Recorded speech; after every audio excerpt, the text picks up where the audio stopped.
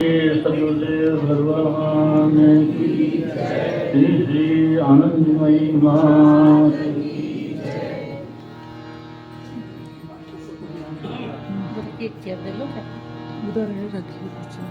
अखंड मंडलाकारं व्याप्तमेन चराचरं तत्पदं दर्शितं येन तस्मै श्री गुरुवे नमः। गुरुर्ब्रह्मा गुरुर्विष्णु गुरुर्देवो महेश्वरः गुरु साक्षात् परं ब्रह्म तस्मै श्री गुरुवे नमः। ध्यानमूलं गुरुमूर्ति पूजामूलं गुरोर्पदं मंत्रमूलं गुरोर्वाक्यं मोक्षमूलं गुरोर्कृपा मोक्षमूलं गुरोर्कृपा भवतापप्रणाशिन्यै आनंद घनमूर्तये ज्ञान भक्ति प्रदायिन्यै मातस्तुभ्यं नमो नमः। मातस्तुभ्यं नमो नमः। आइए पहले भगवान नाम संकीर्तन करें, पश्चात सत्संग। श्रीमन्नारायण नारायण नारायण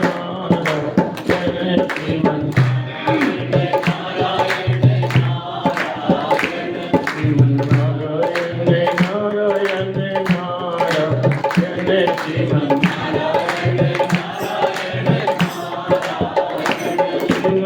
श्रीमन्नारायण नारायण नारायण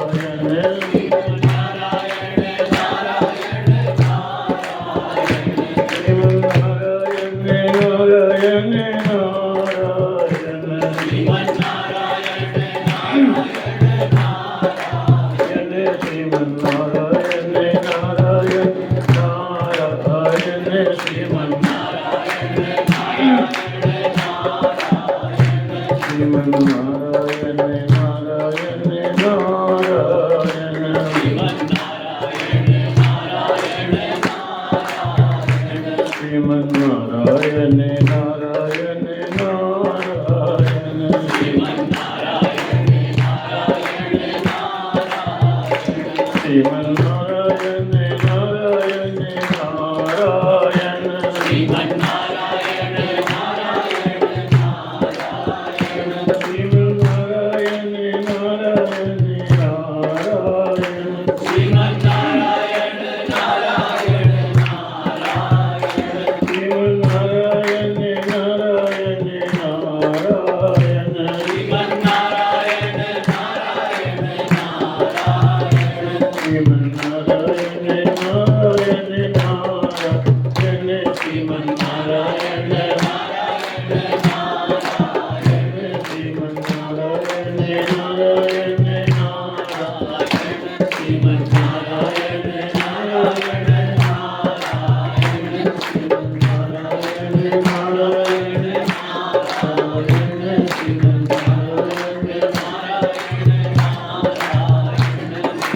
सच्चिदानंद भगवान की जय। श्री आनंदमयी माँ की सतगुरुदेव भगवान की जय।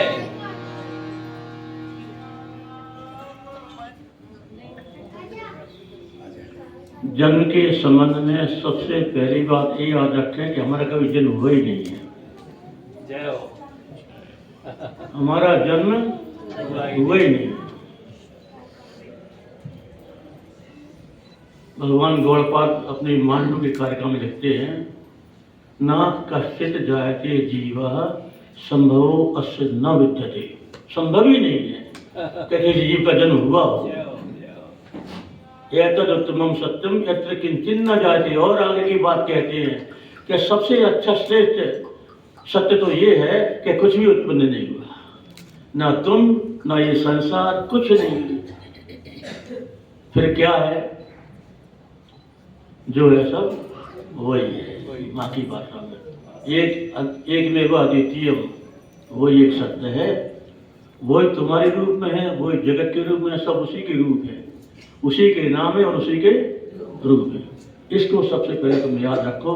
ये सार है वेद और सभी शास्त्रों का कि परमात्मा के अलावा कुछ नहीं है। सिया राम में सब जगह जानी, करो प्रणाम।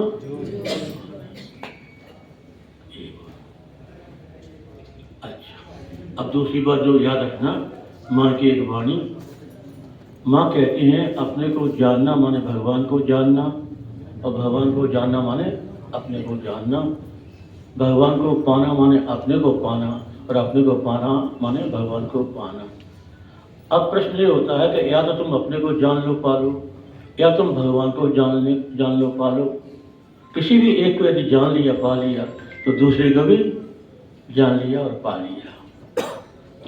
भगवान को पाने का उपाय है भगवान का नाम। जो भी यहाँ दीक्षित भक्त हैं उनको नाम जप पे जोर देना चाहिए। सतत नाम स्मरण सतत हो रहा है।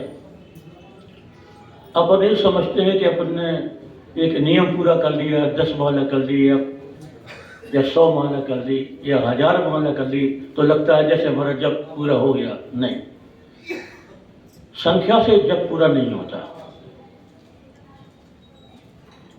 संख्या इसलिए है, माँ कहती हैं कि जब करते करते पता नहीं कब ऐसा आ जाए कि संख्या करना भूल जाए, और जब अपने आप होने लगे, ये जब की पूर्णता तब होती, संख्या से पूर्णता नहीं होती। जब हमारा नाम जब अपने आप हृदय से प्रकट होने लगे, नींद में भी चले, सतत अखंड हो जाए, तो समझो हमारा जप करना सफल हुआ। और जब ऐसा होने लगेगा, और ऐसा नहीं कि अभी भी है, अपने इसी ये जो भक्तों के समूह है ना, इसमें भी ये कुछ लोग ऐसे बैठे हैं कि उनका नाम का जब प्राणों में चला गया, उनको करने की जरूरत नहीं पड़ती, अपने आप हो रहा है। ये जब की पूर्णता है।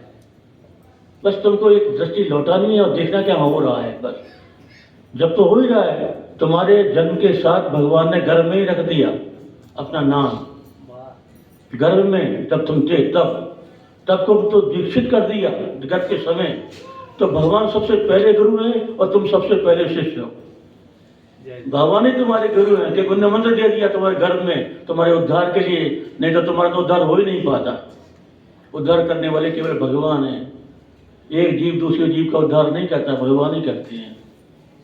तो उन्होंने तुमको अपना शिष्य बना लिया, तो तुम्हारा और भगवान का गुरु शिष्य का संबंध जन्म के साथ ही स्थापित हो गया। इसको मत भूलना।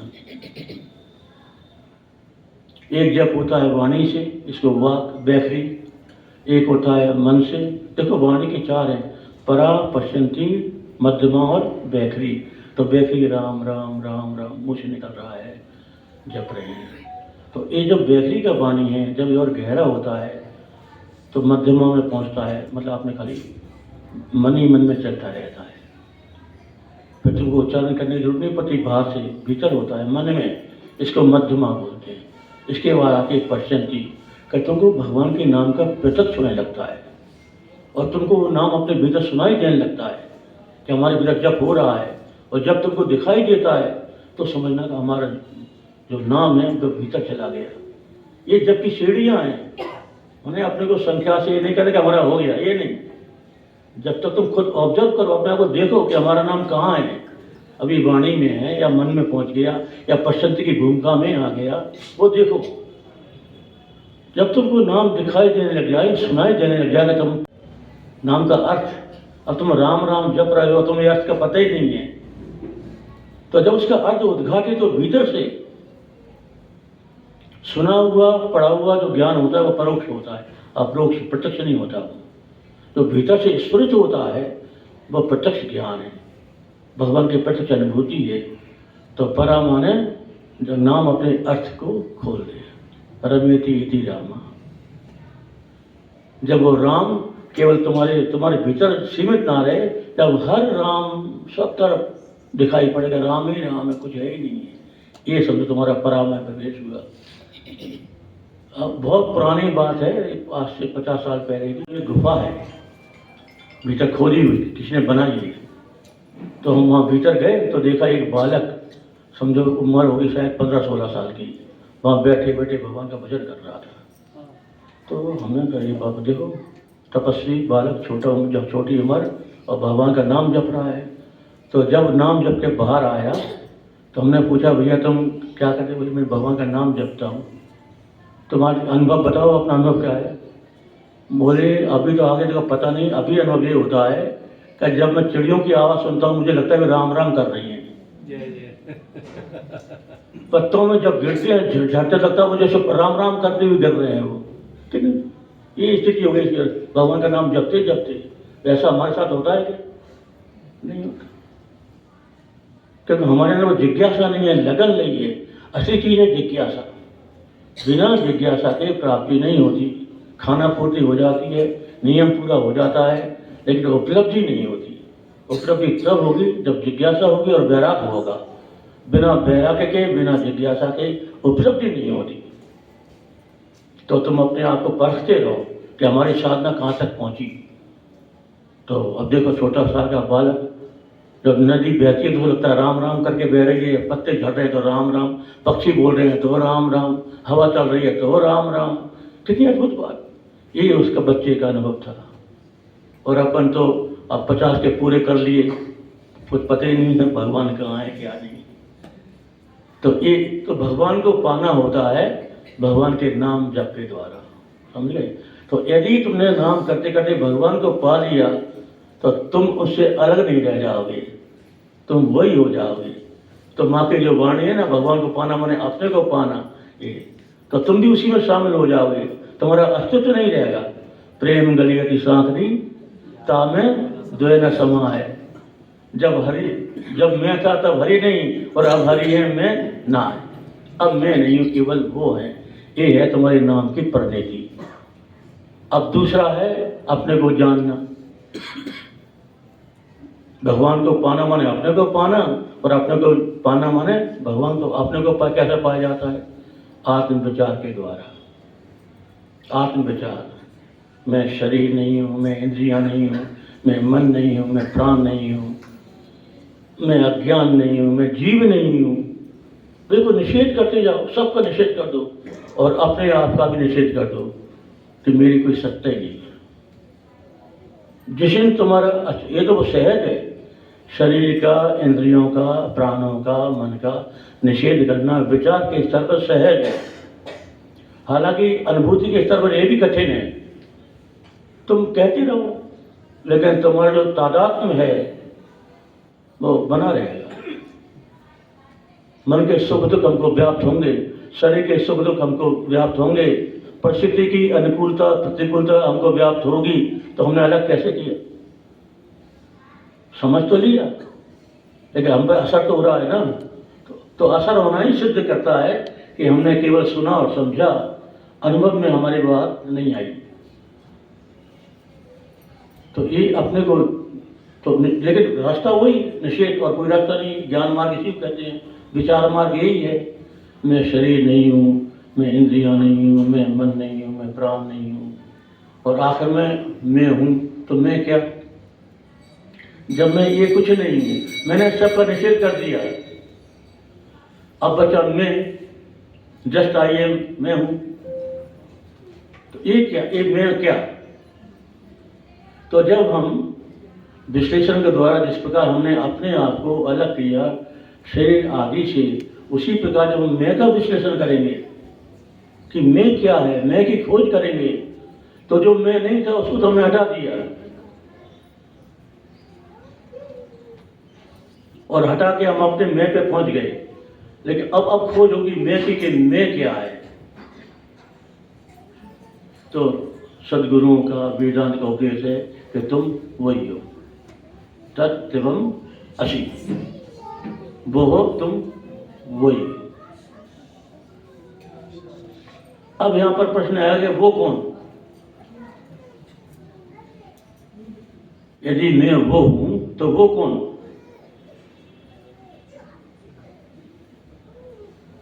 अब अपन ने सुन तो लिया, पढ़ लिया कि हम ब्रह्म हैं, लेकिन ब्रह्म कौन? अर्थात तो ब्रह्म जिज्ञासा, तो ब्रह्म पे बात आ जाएगी। तो क्या ब्रह्म कोई ऐसी वस्तु है प्रचिन्न जिसकी हम व्याख्या कर सकें या जिसके विषय में हम ये कह सकें ब्रह्म ये है? नहीं, ब्रह्म की व्याख्या नहीं हो सकती। भगवान शंकराचार्य ने अपने भाषण में एक उदाहरण दिया है, बाष्कली और बाध्य का। शिष्य गुरु के पास गया और गुरु से कहा कि भगवान मैं ब्रह्म को जानना चाहता हूँ, मुझे आप ब्रह्म का उपदेश दीजिए कि ब्रह्म कौन है। गुरु ने कोई उत्तर नहीं दिया।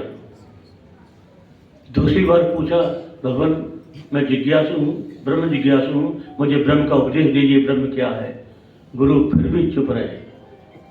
फिर उन्हें तीसरी बार शिष्य ने कहा कि भगवान मैं जिज्ञासु हूँ, मुझे वैराग है, मुझे और कुछ नहीं चाहिए, केवल ब्रह्म चाहिए, आप मुझे ब्रह्म का उपदेश करें। तो गुरु बोले, बच्चा मैं समझा तो रहा हूँ, तू समझता है तो मैं क्या करूँ? मैं बोल तो रहा हूँ, लेकिन तेरे को मेरी वाणी समझ में नहीं आती तो मैं क्या कह सकता हूँ? मैं समझा रहा हूँ तेरे को, तो क्या समझाया? उपशांत आया महात्मा, ब्रह्म में वाणी नहीं है, ब्रह्म में मन नहीं है, ब्रह्म किसी इंद्रिय का विषय नहीं होता। और उस केनो प्रश्न में आता है कि हमने अपने पूर्वाचार्यों से ये सुना है कि ब्रह्म का कोई उपदेशता नहीं है जिसका हम एक एक निर्देश कर सकें कि ब्रह्म ये है। मतलब ये हुआ ब्रह्म मन वाणी से अगोचर है, परे है, मौन उसका स्वरूप है। मौन, जो ब्रह्म को जानता है वो अंतर से मौन हो जाता है। हमारी स्थिति ऐसी आती है, अंतर से मौन हो जाए नहीं, बाहर की वाणी बंद हो जाए, भीतर की वाणी चलती रहती है, मन तो चलता ही रहता है। भले ही वो ब्रह्म विचार में लगा हो, आत्म विचार में लगा हो, लेकिन ये विचार से मुक्ति नहीं होती। समझना, जैसे भक्ति के मार्ग में नाम से मुक्ति नहीं होती, नाम में प्रवेश नहीं होता, नाम को भूल करके नामी में प्रवेश, उसी प्रकार विचार के मार्ग में विचार में अटके रहते हैं, विचार के आगे हम जा ही नहीं पाते। हम निश्चय तक पहुंच जाते हैं, लेकिन निश्चय के बाद एक स्थिति ऐसी है जब मनवाणी पूरे विराम लग जाता है, कुछ नहीं रहता, उसमें प्रवेश नहीं होता। तो ज्ञान की पूर्णता कहाँ हुई? ज्ञान की पूर्णता तब है जब भीतर से बिल्कुल शांत हो जाए, कोई लहर ना उठे किसी प्रकार की, आत्म विचार भी ना हो, मैं ब्रह्म हूँ ये भाव ना रहे, मैं आत्मा हूँ ये भाव ना रहे, ब्रह्म अस्थि भाति प्रिय व्यापक है ये भाव भी ना रहे, ये सारे विचार समाप्त हो जाएं। ऐसी जो निर्विकल्प स्थिति है, ये प्रेम की स्थिति है और ये ज्ञान की स्थिति है, निर्विकल्प। भावातीतम, और ये गुरु है, भावातीतम त्रिगुणहितम सद्गुण तन्नमामि। जो भावातीत हैं, तीन गुणों से अतीत हैं, वो गुरु है, वो गुरु का स्वरूप है। और गुरु का जन्म देश एक ही और क्या है? शरीर को गुरु नहीं कहते।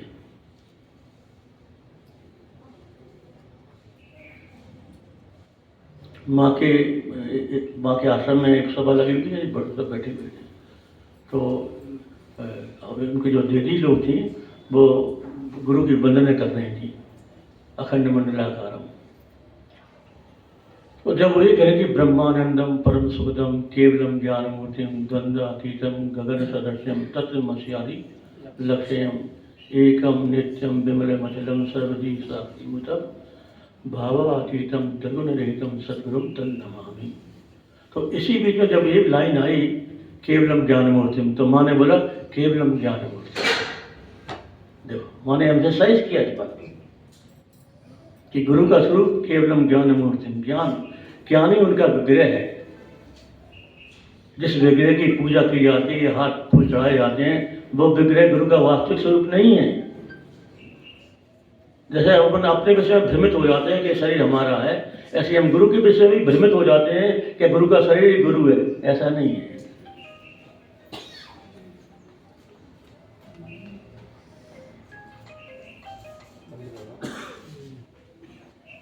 रमन महर्षि का स्वास्थ्य बहुत खराब था और वह अंतिम दिन जब चल रहे थे, उनके भक्त रोने लगे। बोले, महर्षि आप हमको छोड़ जाएंगे तो क्या होगा, हमारा क्या होगा? तो रमन महर्षि ने उनसे एक बात कही, तुम शरीर को बहुत ज़्यादा महत्व देते हो, तुमने गुरु को समझा नहीं, पहचाना नहीं। शरीर गुरु नहीं है, तत्व गुरु है, ज्ञान तत्व वो गुरु है। उसको जानो, उसको पहचानो, और उसका कभी त्याग नहीं होता, वो हमेशा नित्य है, शाश्वत है।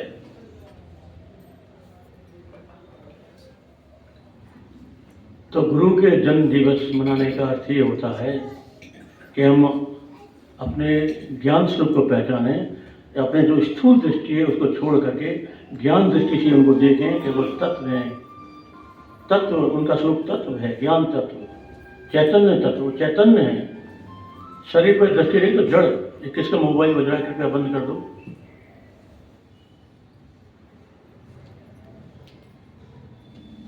देखो, एक बात याद रखना, हमारी जैसी दृष्टि होती है वैसे हमको सामने दिखाई देता है।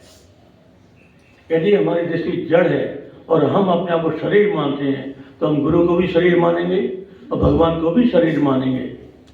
लेकिन ये पहचान अधूरी है, पूरी नहीं है, खंडित दृष्टि है। भगवान तो सब है, जड़ भी हैं, चेतन भी हैं, आनंद भी है, निरानंद भी हैं, सत भी हैं, असत भी हैं। बड़ी विलक्षण बात है ये। हमारे जीवन में जब ये घटना घटित हुई तो हमको लगा कि भगवान को हम सत्य चित आनंद से सीमित नहीं कर सकते। यदि हम कहेंगे सत्य तो प्रश्न खड़ा हुआ, असत क्या है? यदि हम कहेंगे चेतन है तो जड़ क्या है? यदि आनंद भगवान का दुख क्या है? यदि भगवान एक है तो अनेक क्या है? मतलब हजार प्रश्न खड़े हो जाएंगे। इसलिए माँ कहती है अखंड दृष्टि रखो, सत्य भी है, असत भी है। सत सच्चा हम अर्जुन भगवान कहते हैं, सत असत मैं ही हूँ और सत से परे मैं भी हूँ। ये गीता में भगवान ही कह रहे हैं ये बात। तो भगवान ने ये नहीं कहा कि मैं केवल सत हूँ, सत सच्चा हम अर्थ में, सत और असत मैं ही हूँ। हाँ ना, हाँ, ये है पहचान भगवान की। तो इन बार हमारे इस पर ध्यान नहीं जाता। क्यों नहीं जाता? क्योंकि हम मरना नहीं चाहते, हम असत नहीं होना चाहते। अब तुम अगर ये स्वीकार कर लो कि भगवान असत भी हैं, मृत्यु भी हैं, मृत्यु के रूप में ही वो हैं, तो फिर स्वीकार करने में क्या दिक्कत होगी? हमारी मांग, तो हमारी जो मांग है हम वैसे भगवान को चाहते हैं। हम भगवान को नहीं चाहते। हम जैसे भगवान को चाहते हैं वैसे ही भगवान मिले तो लगता है भगवान मिल गए। हमारी मन की जो कल्पना है वैसे अगर मिल गए तो हम हमको भगवान मिल गए। एक बहुत प्रसिद्ध दृष्टांत है, एक ने तपस्या की मणि पाने के लिए, पारस मणि। तब तपस्या करते करते वो 1 महीने की साधना की। उसने गुरु ने बताया था मंत्र के मंत्र का जप करो, तुम्हारे सामने पारस मणि आ जाएगी। तो उसने जप किया 1 महीना, तो वो तो 7 दिन में आ गई। एक सामने टुकड़ा देखा, चमक रहा था, तो अरे बोले मेरे को तो गुरु की कृपा, 7 दिन में पारस मणि मिल गई। उसने बड़े प्रेम से उसको रखा। देखो बाजार में जाएंगे, हीरा मिला है, बेचेंगे। तो देखा, अरे भैया तो कांच का टुकड़ा है, तो किसको उठा रहा है? अरे उसको फिर बड़ा बुरा लगा। जब 12 साल तपस्या की, हम भूल गए कुछ, उसने जो 12 साल की वो याद नहीं रहा, हम भूल गए। नहीं, गुरु ने कहा 3 साल तपस्या करोगे तब मिलेगी, पर 1 महीने में आ गई। तो उसने कहा ये मणि नहीं है। फिर उसको करता रहा, मिली नहीं। फिर गुरु के पास गया, उन्होंने कहा वो तो 1 महीने में आ गई। तो बरबर ने बताया 1 महीने वो तो कांच का टुकड़ा था। क्या छोड़ो उस बात, भूल गए। अच्छा, तो कहने का तात्पर्य ये है कि जब हमको यही लगता है जो चीज़ वर्षों बहुत कठिन तपस्या के बाद ही मिलती है तो लगता है कि हाँ मिला, और जो सहज में मिल जाए लगता है अरे क्या, कोई बेद जी पुड़िया बना कर दे दे तो अरे क्या है, और कोई डॉक्टर 1000 रुपये की फीस ले ले तो लगता है हाँ दवा इसने दी, ये सही डॉक्टर है। तो वही यहाँ है, जब तुमको फोकट में मिल जाता है ना सब ज्ञान, तुमको लगता है अरे क्या ठीक है। अब तुम बेंगलोर चले जाओ, कहीं विदेश चले जाओ, तुमको खूब फीस लगा, गुरु मोटी रकम लें 10 लाख की 10 करोड़ की, तो लगता है हाँ ये सच्चे गुरु ये ही है ना। तुम गुरु को पैसे से तोड़ते हो।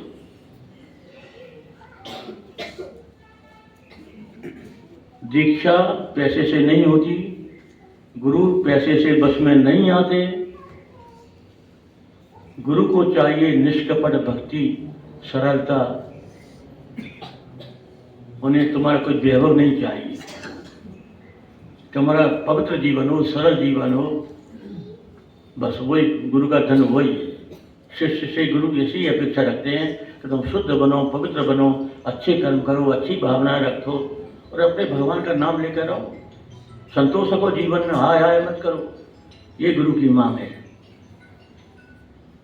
तो अपन गुरु के अनुकूल ऐसे ही हो सकते हैं, वैभव देकर नहीं हो सकते। गुरु के अनुकूल तो बिल्कुल हृदय निर्मल हो, बस निर्मल मन सोई मोहि भावा, निर्मल मन जन सो मोहि भावा, मोहि कपट चरित चिर नवावा। निर्मल जन सोई मोहि निर्मल मन निर्मल मन जन सो मोहि भावा, जन सो मोहि भावा। अब देखो भगवान ने रामायण में नवदा भक्ति का वर्णन किया, तो नवम कौन सी बताई? नवम सरल सब सो छलहीना, और नवम सरल सब सन छलहीना, नवम सरल सब सन छलहीना, नवम सरल सब सो छलहीना। हृदय में कुछ भी कपट ना हो, सरलता हो, छल ना हो किसी प्रकार का, जैसे है वैसे हैं, बस जैसे हैं वैसे हैं, और वैसे ही तुमको समर्पित है, कुछ नहीं। तो ये बातें याद रखो।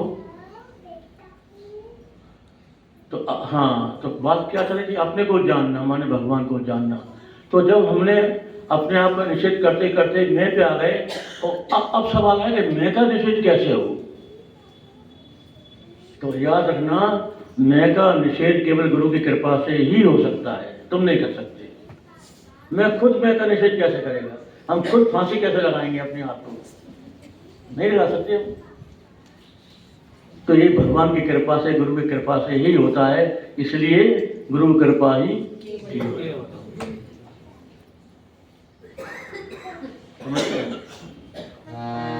गुरु कृपा ही केवलम, गुरु कृपा ही केवलम, गुरु कृपा ही केवलम,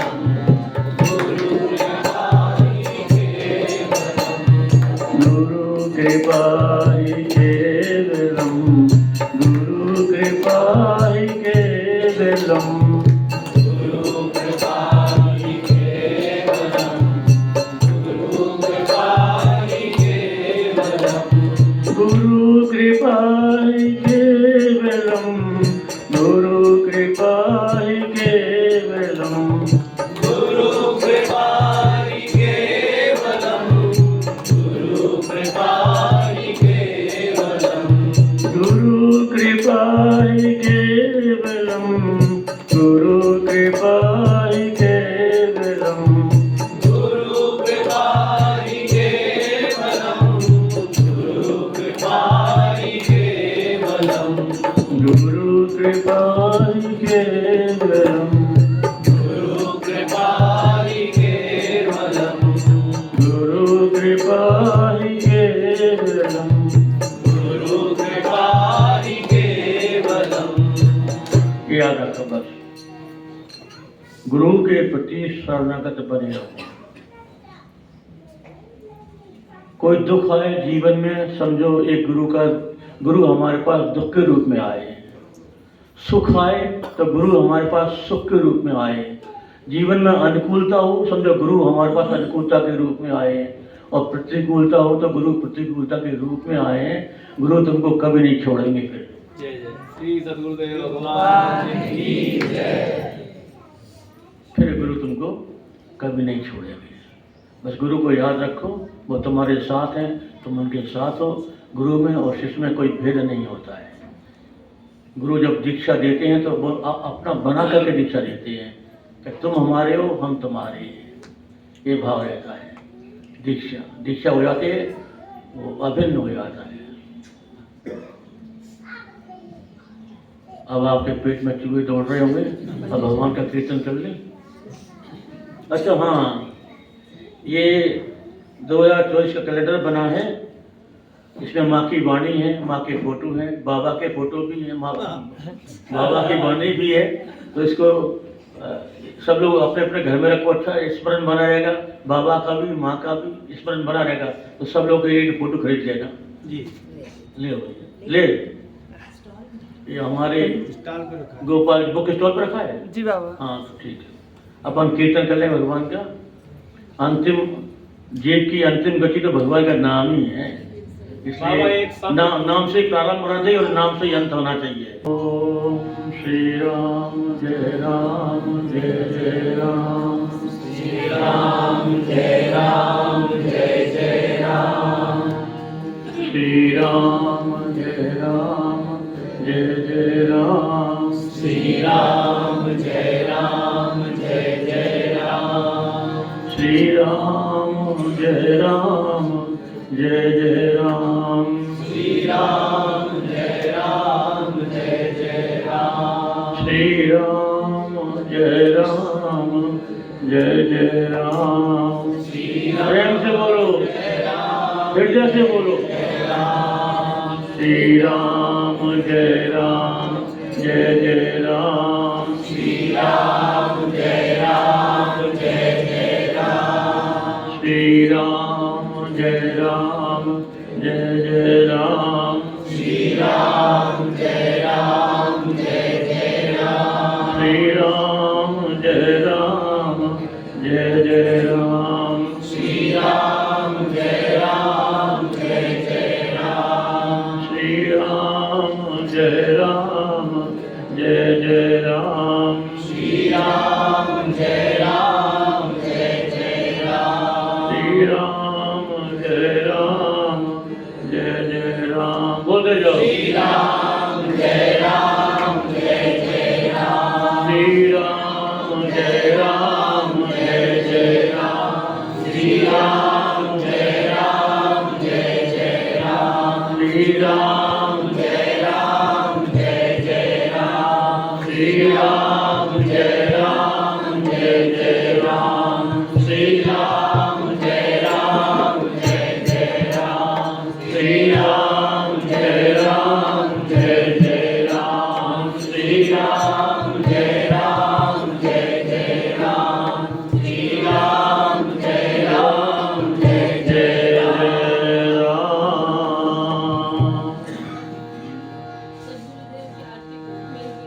सर्वे भवन्तु सुखिनः, सर्वे सन्तु निरामयाः, सर्वे भद्राणि पश्यन्तु, मा कश्चित् दुःखभाग् भवेत्, सभी सुखी होवे सदा, होवे सभी निरोग, कल्याण हो किसी को नहीं दुख भोग। ओम पूर्णमदः पूर्णमिदं पूर्णात् पूर्णमुदच्यते, पूर्णस्य